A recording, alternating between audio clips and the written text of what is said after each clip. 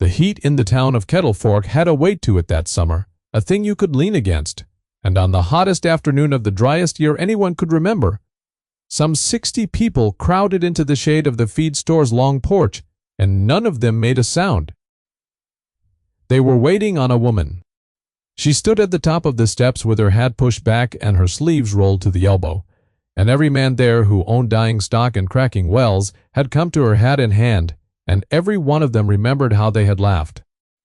Cassidy Vane was 31 years old and had been in the valley barely a year and a half, and now she held the fate of the whole district in the palm of one calloused hand. She did not raise her voice.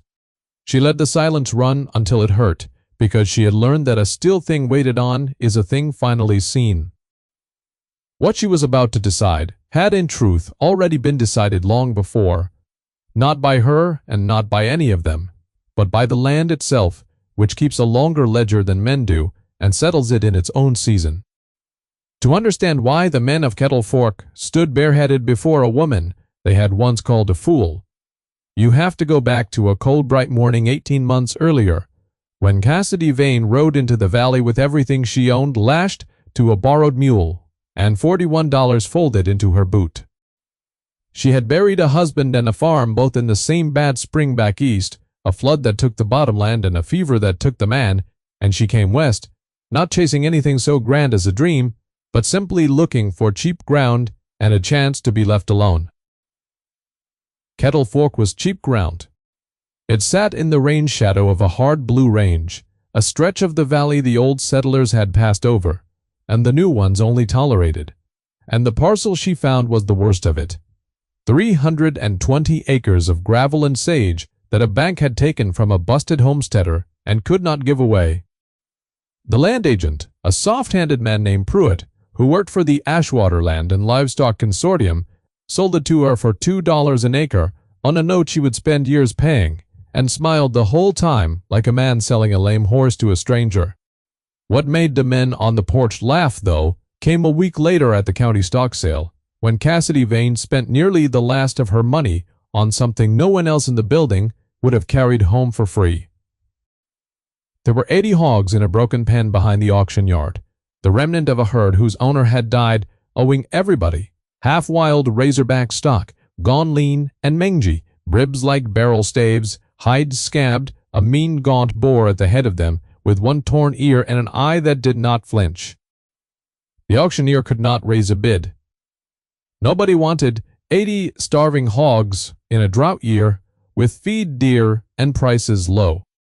So Cassidy Vane stood up in the back and offered a quarter apiece, and the room turned to look at her. And the auctioneer, half in mockery and half in relief, cracked his gavel and said, "Sold, 80 head, for $20. And the whole yard laughed. $20 for the hogs, $4 to the drover who would haul them. $24, and folks in Kettle Fork would repeat that figure for a year, like the punchline of a joke. $24 for 80 walking skeletons. And they would say it about her the way you say a thing about a body you have already decided not to see. Pruitt found her at the pen while she was mending the tailgate of the wagon. He had that consortium smile on the warm one, and he leaned on the rail and looked at the hogs the way a man looks at spoiled milk. "Miss Vane," he said, "I'll do you a kindness. Those animals will die on that ground and break your heart doing it, and I've got a client who'll take the lot off your hands. I'll give you $30 right now, clean, and you can put it toward that note." It was, on its face, a generous offer, $6 of profit, for a morning's foolishness, and any sensible person would have taken it and walked away lighter. Cassidy Vane straightened up with a nail between her teeth, looked at the hogs a while, and looked at Pruitt longer. "No," she said, "that was all." "No?" Pruitt's smile did not move, but something behind it did. A small tightening, and he touched his hat and said, "Suit yourself." And there was a promise in the two words that she filed away and did not forget. She loaded the hogs and hauled them to her gravel and her sage, and that first night she sat on the cold ground among them by a low fire and did the only arithmetic that mattered to her then, which was the arithmetic of staying alive.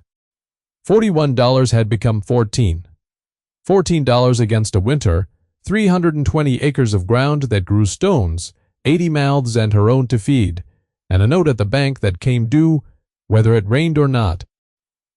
She counted it 3 times, and each time it came out the same, and the sum of it was that she was one bad month from ruin. She had learned by then that the numbers do not lie and do not care. That you can add your want to a column all night, and the total will still be what it is at dawn. She banked a fire and lay down among the warm, stinking bodies of animals nobody else on earth had wanted, and she was as close to broken as she would ever come. What kept her from riding out was small. In the gray before sunrise, she woke to a sound of rooting, and there in the half-light the torn-eared boar had worked his snout down into a low seam of the gravel near the wash, and around him a dozen sows had joined in, digging with a purpose that was nothing like the aimless nosing of penned stock. And the ground they turned came up darker than the ground around it, and it held the faint green of something that had once tried to grow. Cassidy Vane watched them a long while. She did not understand yet what she was seeing, but she understood that the animals knew a thing about that ground that she did not, and that a creature knows its own business better than a stranger knows it for them. And something in her that had been ready to quit sat up instead and decided to stay and find out. She named the boar Ferryman for the way he went ahead of the others into hard places, and she opened the gate that morning and let them go where they would, within driving them where she thought they ought to be. And that single decision, small as a seed, was the beginning of everything the men on the porch would one day stand hatless to honor. The first weeks nearly killed her. She dug post holes in ground that turned her spade. She hauled water in barrels from a sinkhole 2 miles off. She doctored scabbed hides with a salve. She boiled herself and lost 3 of the weakest hogs anyway, and buried them, and marked the count down to 77, and did not let herself weep over it. Kettle Fork watched from a distance and made its jokes. At the mercantile the men would go quiet and then loud when she laughed and the word "hogwoman" got said. And worse. The phrase that would follow her all that year, that dismissive little verdict they hung on her like a bell on a stray. A lone woman playing at pigs. They called it a lone woman and her $24 mistake, and they said it the way men say a thing when they are secretly uneasy that they might be wrong. She heard it. She let it lie. She had figured out early that when you are certain of a thing and the world is certain against you, the surest reply is to say nothing and let the season do your arguing, because being proven right in its own time is a quieter and heavier answer than any word you could shout. So she said nothing, and she dug, and she watched her hogs, and she waited for the ground to teach her what the animals already knew. Help came from the direction she least expected, which is how help most often comes. Her nearest neighbor was an old woman named Brigitta Hulleran, though she had been born under a longer name in a cold country across the sea, and she had held the ridge above the valley for 40 years, and buried a husband and 2 grown sons up there, and was reckoned by the town as somewhere between a witch and a saint.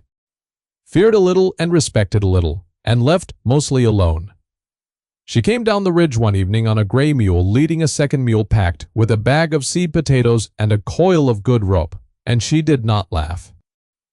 She sat on Cassidy's wagon tongue and watched Ferryman and his sows working the wash, and she was quiet so long that Cassidy thought she might be asleep. Then the old woman said, in her slow accented voice, that seemed to come up out of the ground itself, "The land does not forget, child, it only grows quiet. Men plow it and fence it and forget what ran here before them. But the earth keeps its old rivers folded up inside it, like a letter it does not send." She nodded at the digging hogs. "Your pigs," she said. "They are not fools like the men in town. A pig's nose knows what is wet, and what is sweet a fathom down. They are reading a page you cannot see." Then she gave Cassidy the practical key that turned the whole thing, which was this. She told her to stop hauling water to the hogs, and to start following the hogs to the water. "Watch where they root and root again," she said. "Watch where the green tries to come. The land whispers, but it will not shout, so you must go close and put your ear against it." And with that, folk wisdom, plain as bread, Cassidy Vane stopped fighting her ground and began to listen to it. The other companion the season sent her was a boy.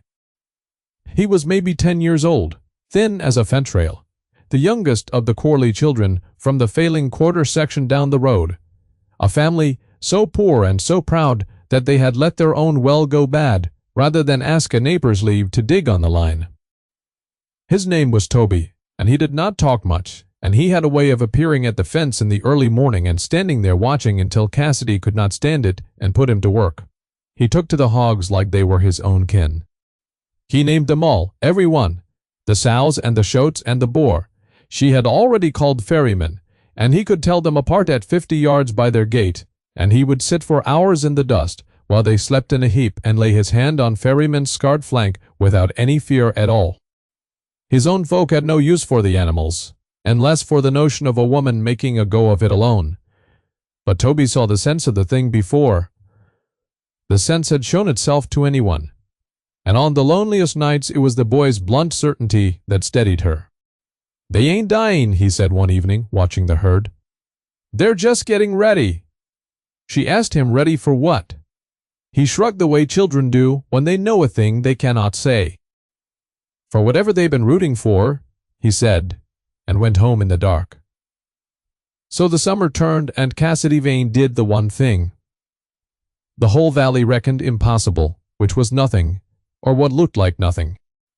She let the hogs range the worst of her acreage, and she followed where they led. Where ferryman and his sows tore up the gravel, she did not smooth it back. She watched what came. And what came, first in patches and then in long dark ribbons, following the low seams of her land, was grass. The rooting broke the hard pan that had shed every rain for 30 years, and let the seed potatoes and the scattered forage seed Brigida had given her take hold in the turned ground. The hogs' own manure fed it. Their digging opened the crust so the little rain that fell soaked in instead of running to the wash and away. By the end of that first summer, the herd had rooted a broad crooked strip clear across the worst 40 acres of the parcel, and along that strip the ground had gone from gray to brown to a stubborn hopeful green, and the hogs that had come to her as walking skeletons, which had fallen to 77, climbed past 130. Nobody in town saw it.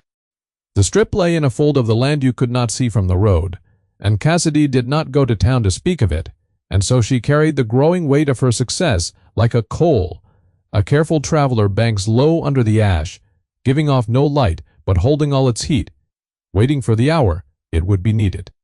Let them pity me a while longer, she thought. A pitied woman is a woman left alone, and being left alone was worth more to her just then than being believed. But it was ferrymen who found the thing that changed the arithmetic altogether. In the deepest part of the dry season, when even the sinkhole she had hauled from went to cracked mud, the boar led the herd up a shallow draw at the far northwest corner of the parcel that Cassidy had never bothered to cross because the county plat showed nothing there but rock. She followed them on foot one hot noon and found the whole herd gathered in the draw, digging as she had never seen them dig. And the earth they threw up was not dark, it was wet, black and wet and cool. And when she knelt and put her hand into the hole, the hogs had opened. Water welled up cold against her fingers and would not stop welling. She dug with her spade beside them the rest of that day, half laughing, half afraid, and by evening she had opened a seep the width of a wagon, and by the third day, when she had cleared the gravel down to a fissure in the bedrock, it ran clear and steady and cold. A spring that had been sealed under the hardpan since before any white man drew a map of that valley, a fold of the old country Brigida had spoken of, an unsent letter the earth had at last handed over. She rode up the ridge that night and told the old woman, and Brigida only nodded as if she had known all along. "The land does not forget," she said again. It waited for something patient enough to ask. She helped Cassidy fence the spring and pipe it with hollowed sections of log down to a stone trough, and Cassidy kept its existence as close as she kept the coal of her success, because she understood, without being told, that a spring in a drought is not merely water, it is power, and power draws the wrong kind of men the way a green field draws crows. The first man to learn the true worth of what she had was a stranger, which was fitting, because it takes an outsider's eye to price a thing the neighbors have decided to despise. He came through in the fall, driving a great herd of cattle north to the railheads. A lean, weathered trail boss named Docker, who had been on the move for weeks, and whose stock was gaunt, and whose men were surly, and whose maps, like everyone's, showed no water in Kettle Fork. He came to Cassidy's gate because hers was the only ground in the valley showing green, and he offered to pay for the right to water his herd and graze the strip a few days. And when he tasted the spring and saw the fat condition of her hogs on ground that had beaten better men, he did not laugh. He looked at her the way you look at somebody who knows a trade. He paid her $60 in coin for 3 days of water and grass. More money than she had seen since she came west. More than double the price of the whole herd. Folks still joked about, and before he moved on, he told every drover and freighter he met that the hog woman at Kettle Fork had the sweetest water and the best conditioned ground between the range and the river. That was the first crack in the wall. The town heard it second-hand and did not know what to make of it. And Pruitt heard it too, and the consortium behind him heard it, and the warm smile came back down the road to Cassidy's gate not long after, and this time it did not offer $30. Pruitt came in a buggy with a leather case and a partner from the Ashwater head office, a heavy, quiet man named Coles, who did the consortium's harder work. They had learned what she had. A drought was tightening its grip on the whole territory by then, the worst in living memory, and water rights had become the only wealth that mattered, and the consortium was buying up every seep and creek and stock pond in 3 counties, consolidating them, meaning to hold the whole valley by the throat when the dry got bad enough. They offered Cassidy Vane $800 for the parcel, and the spring, and the herd, all together. And when she said no, they raised it to $1,200, a fortune enough to buy a good farm and a green country, and never think of Kettle Fork again. She stood at her gate with Toby beside her, and Ferryman rooting behind her, and she said the same words she had said over the hogs a year before. No! Cole spoke then for the first time, low and flat. And he said, Miss Vane, you want to think hard. Water like yours draws attention.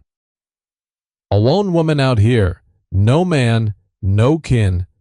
One bad night is all it takes for a thing to go wrong. A fence cut, a fire, a well fouled. Awful hard to prove who done it. He let that sit. It would be a shame, he said. That was the first tightening of the screw, and Cassidy heard the threat clean under the false regret, and she did not flinch any more than ferrymen flinched. But that night she moved her bedroll up beside the spring, and she sat awake with her husband's old rifle across her knees, and she understood that the fight had truly begun. The pressure came in 3 waves, the way such pressure does. The first was rumor. Word went around Kettle Fork that the hog woman's water was foul, that hogs had died in it, that anything watered there would take sick. Poison talk sowed careful by Pruitt to spoil the value of the one spring the consortium could not buy. The second wave was the law or the shape of it. A county man appeared with papers claiming the old plat showed a right-of-way across her northwest corner, straight through the draw where the spring rose. A right-of-way the consortium had somehow acquired and meant to enforce. And it took Cassidy 2 hard weeks and most of her cattle money paying a plain, honest lawyer in the county seat to prove the plat was old and the claim was manufactured and the right-of-way had lapsed 40 years gone. She won it barely, but it emptied her purse again, and she went back to the arithmetic of survival. Only now the sum on the ground was different, because she had a spring and a strip of green, and a growing herd, and a name spreading among the drovers. And the total, when she added it, honest, came out for the first time on the side of hope. The third wave was Coles, again in the dark this time. A fence cut one night, and a small fire set in her dry haystack, that she and Toby beat out with wet sacks before it caught the barn, and in the morning she found boot prints at the spring, and a place in the sage above the draw, worn smooth, where a man had lain a long time watching her count her hogs and measure her water. She said nothing to the sheriff, who was the consortium's man anyway. She banked her anger, like she banked everything, low and hot under the ash, and she waited, because she knew by then that the dry was coming to a head, and that when it did, all the accounts in the valley would fall due at once. The drought broke everything but her. It came on through that second summer, like the slow opening of a furnace door, day after day of white sky and dead wind, and one by one the outfits of Kettle Fork went under. The stock ponds turned to cracked clay. The shallow wells sucked air. The consortium's consolidated waters, so cleverly gathered, proved to be mostly the same failing surface sources, dressed up on paper, and they failed together, all at once, the way surface water does. Cattle died standing up in the fields, and the loudest of the men who had laughed at her, a big red prosperous rancher named Alton Squires, who had run 400 head on the flat and who had told the whole mercantile that a lone woman playing at pigs would be gone by first snow. Alton Squires was ruined worst of all, his herd dying by the score around a dead pond, his note called by the very consortium that had bled the valley dry. And Cassidy Vane's spring, fed from deep under the bedrock where no drought could reach, ran cold and steady as it had run for 10,000 years. And her rooted strip held its stubborn green, and her herd, 181 strong now and fat, drank its fill twice a day, while the valley died around it. She could have named any price. She could have watered the survivors at $1 a head an hour, and bought the whole district for pennies within a month. And the consortium, watching her from the ridge, expected exactly that. Expected her to turn predator now that the power had passed to her, because that was the only thing men like Coles understood. Alton Squires came to her gate on foot in the worst week of it, because his horse was too weak to ride. A big proud man gone gray in the face, and he stood there twisting his hat in his hands and could not look at her. "Miss Vane," he said, and had to start again. "Miss Vane, I got 60 head still breathing and no water within a day's drive that ain't dried, or ain't the consortium's, and they want more than the cattle are worth."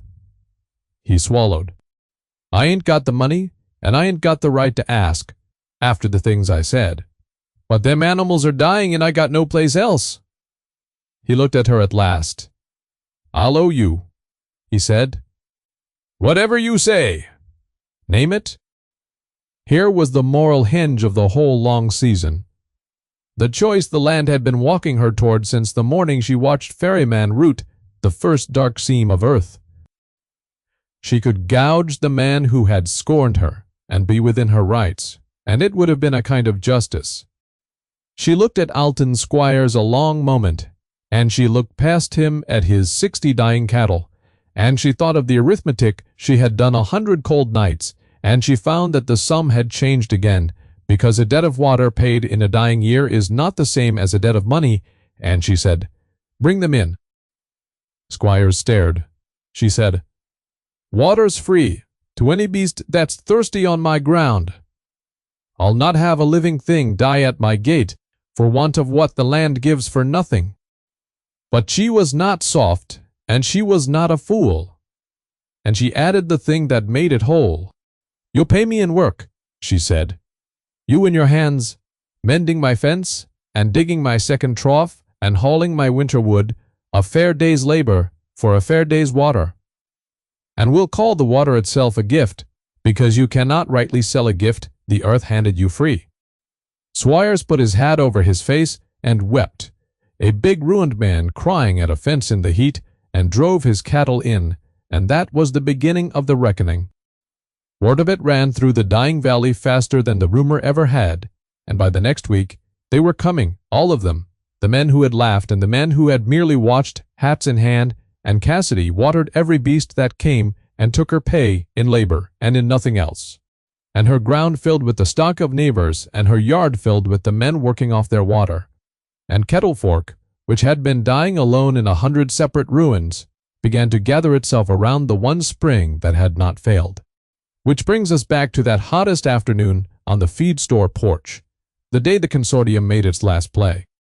Coles and Pruitt had called the meeting themselves, meaning to seize what they could not buy, and Coles stood up before the crowded shade and made his case smooth and grave. The water at the Vane place was the only water left, and water so vital could not be left to the whim of one untrained woman, that the responsible course, the safe course, was for the consortium to purchase and manage it for the good of all, to ration it fairly and secure it against waste.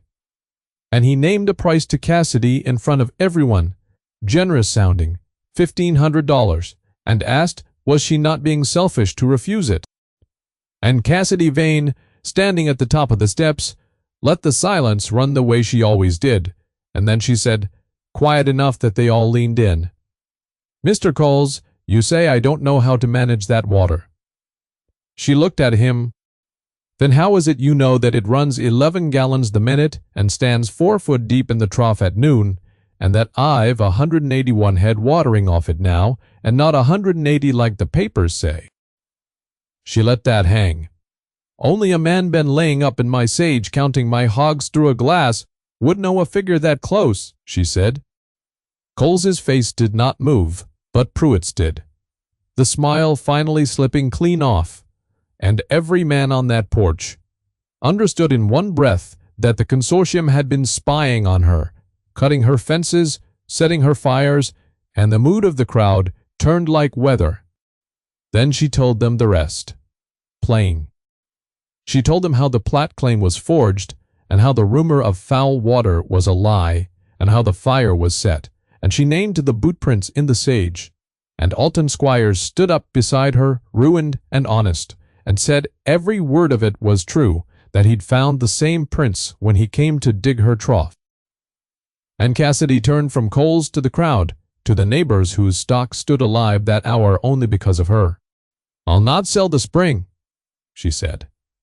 "Not to this man nor any man, not for 1,500 nor 15,000, because the water isn't rightly mine to sell. The hogs found it, the land kept it. I only listened. So here is what I'll do. Any man in this valley that needs water for his stock can have it, free as it comes up out of the ground, for as long as this dry lasts and after, and all I'll ask in return is a fair day's work to keep the ground and the troughs, because a gift shared is the only kind worth keeping." She looked at Coles one last time, and I reckon that's better management than a man who'd fire a widow's hay to lower her price. The porch was still one heartbeat, and then the whole crowd of them, the mockers and the watchers both, rose up in a roar for her, and old Alton Squires took off his hat, and one by one every man on that porch took off his 60 hats, coming off in the terrible heat. And Coles gathered his papers, and Pruitt gathered his smile, and the two of them walked to their buggy through a silence of pure contempt, and drove out of Kettle Fork, and did not come back, beaten, not by any weapon, but by one plain, decent thing, done in the open, where everyone could see it. The rains came 3 weeks later, as they always do, at last, a black wall out of the range that broke over the valley and ran the Dead Washes bankful and turned the whole country green in a fortnight. And the folks of Kettle Fork drove their surviving stock home through mud they had prayed a year for. Cassidy Vane's spring ran on the same as ever, unbothered by the wet as it had been unbothered by the dry, because it drew from a deeper account than the sky. She paid off her note at the bank that fall with money from the drovers who now made her gate a regular stop, and her herd, grown from 80 starving skeletons bought for $24 into 300 head of the fattest hogs in the territory, ranged a parcel that was no longer gravel and sage, but broad-turned pasture green from fence to fence. The whole 320 acres, slowly rooted back to life by the animals, nobody else on earth had wanted. No one in Kettle Fork called her the hog woman anymore, and no one said that thing about a lone woman playing at pigs. Or if they did, they said it now the way you say the name, of somebody you are proud to know. Toby Corley grew up on that ground and worked it beside her, and his family's well ran sweet again once she showed his father where the hogs had to dig. And old Brigida Holleran came down off her ridge one last green evening near the end, and stood at the fence watching ferryman, grey-muzzled and dignified, lead his herd out to graze in the cool, and she put her hand on Cassidy's arm. "You see now, child," she said in her slow voice, "the land does not forget. It only grows quiet, and it hands its old rivers to whoever is patient enough to ask and humble enough to listen." She nodded at the boar and a green strip and the crowded troughs where a valley's worth of stock had drunk and lived. "You listened," she said when they were all shouting. "That is the whole of it." And Cassidy Vane, who had come west with $41 and a broken heart, and had been handed a fortune by 80 starving hogs, and a spring the old maps never showed, stood in her own green field in the last of the light, no longer a stranger, no longer a fool, no longer alone, and watched a new litter of shoats root in the dark, sweet earth, and knew that she had come home.